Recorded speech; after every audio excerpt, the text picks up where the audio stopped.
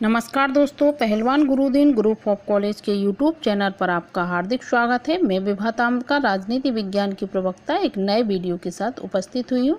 यदि आपने हमारा चैनल अब तक सब्सक्राइब ना किया हो तो प्लीज़ सब्सक्राइब करें, लाइक करें, शेयर करें और बेल आइकन बटन अवश्य दबाएँ, जिससे हमारे सारे नोटिफिकेशन आपके पास सबसे पहले पहुँचें। दोस्तों, आज हम पढ़ाएंगे विवेकानंद से संबंधित चर्चाएँ हम आप लोगों के साथ करेंगे। विवेकानंद जैसे 1863 से लेके 1902 तक उनका समय रहा है। उनके विचार बहुत अच्छे विचार रहे हैं, देश से संबंधित विचार रहे हैं और देश तो देश क्या विदेश तक में उन्होंने अपने विचारों से भारत और मातृभूमि की रक्षा की है। जैसे मेरे धर्म का सार शक्ति है, जो धर्म हृदय में शक्ति का संचार नहीं करता वह मेरी दृष्टि में धर्म नहीं। शक्ति धर्म से भी बड़ी वस्तु है और शक्ति से बढ़कर कुछ नहीं है। जैसे दिसंबर 1893 में शिकागो के विश्व धर्म सम्मेलन में विवेकानंद ने जो ओजस्वी भाषण दिए, उन्होंने हमारी मातृभूमि को एक नया आत्मविश्वास प्रदान किया था। हम विवेकानंद से संबंधित राजनीतिक दर्शन से संबंधित विचार व्यक्त करेंगे कि विवेकानंद के राजनीतिक विचार कैसे रहे। जैसे स्वामी विवेकानंद उस श्रेणी के राजनीतिक दार्शनिक तो नहीं है जो हम हॉब्स, रूसो, ग्रीन या मार्क्स को समझते हैं।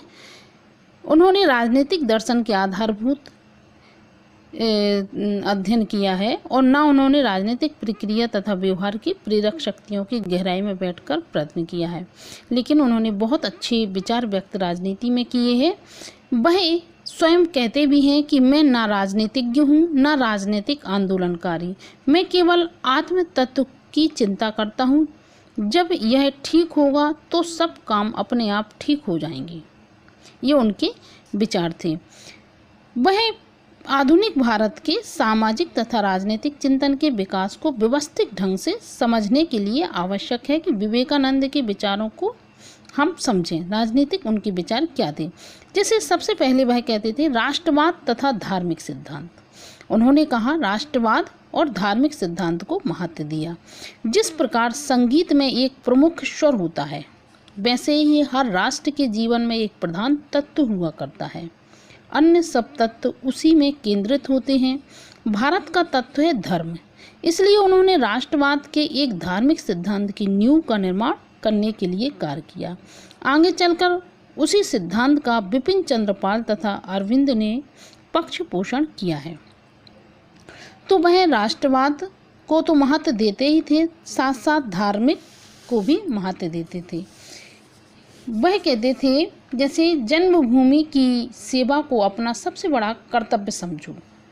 उन्होंने कहा कि जन्मभूमि की सेवा को हम सबसे बड़ा कर्तव्य समझें।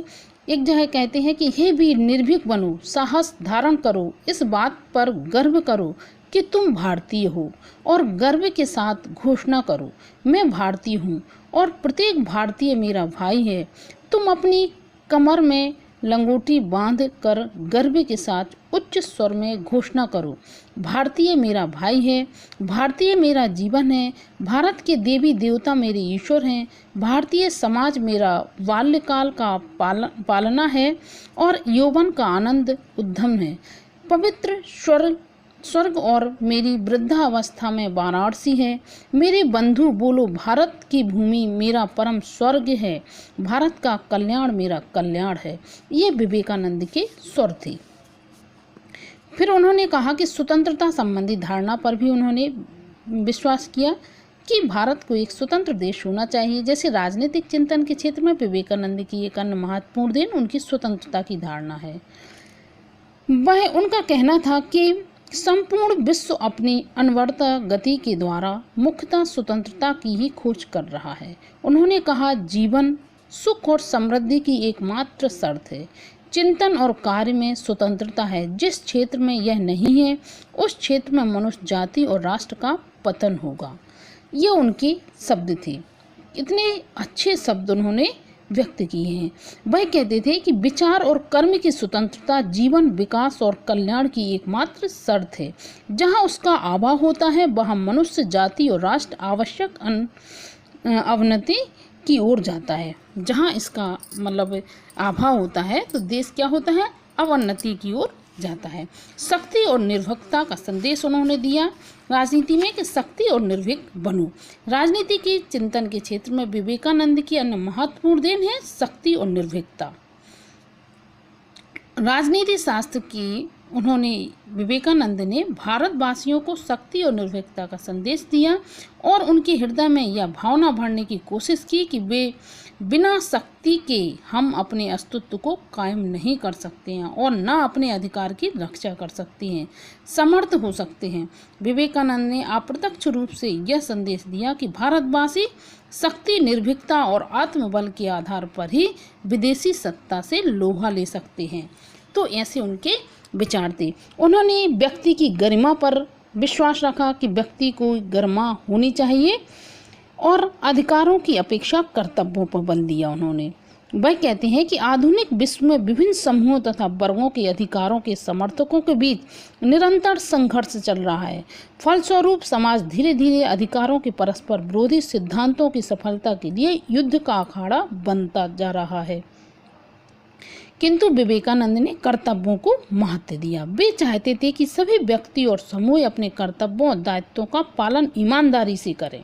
मानव प्राणी का गौरव इस बात में नहीं है कि वह अपने अधिकारों के लिए आग्रह करे। उनकी गरिमा इस बात में है कि वह सार्वभौम सुख की सिद्धि हेतु अपना उत्सर्ग कर दे। इसलिए उन्होंने कर्तव्य पे बहुत ध्यान दिया। फिर आदर्श राज्य की धारणा भी उन्होंने रखी है और अंतर्राष्ट्रीयवाद एवं विश्व बंधुत्व की भी उन्होंने भावना रखी है। वह कहते हैं कि विवेकानंद उग्र राष्ट्रवाद की बजाय अंतर्राष्ट्रवादी थे। उनके अंतर्राष्ट्रवादी और विश्व बंधुत्व के बारे में शिकागो धर्म संसद के समाप्त होने के बाद कहा गया, जहां अन्य सब प्रतिनिधि अपने अपने धर्म के ईश्वर की चर्चा करते रहे, वहां केवल विवेकानंद ने ही सबके ईश्वर की बात की। वे मानव जाति के भेद को अस्वीकार करते हैं। वे हिंदू धर्म तथा भारत से असीम प्यार करते थे, किंतु किसी राष्ट्र से उन्हें घृणा नहीं थी। वह हिंदू धर्म से बहुत प्रेम करते थे, हिंदू राष्ट्र से बहुत प्रेम करते थे और भारत देश से भी प्रेम। लेकिन ये नहीं है कि वह किसी और धर्म और राष्ट्र से घृणा करते हो। जैसे ही वे अपने राष्ट्र से प्रेम करते थे, सभी के राष्ट्र से प्रेम करते थे।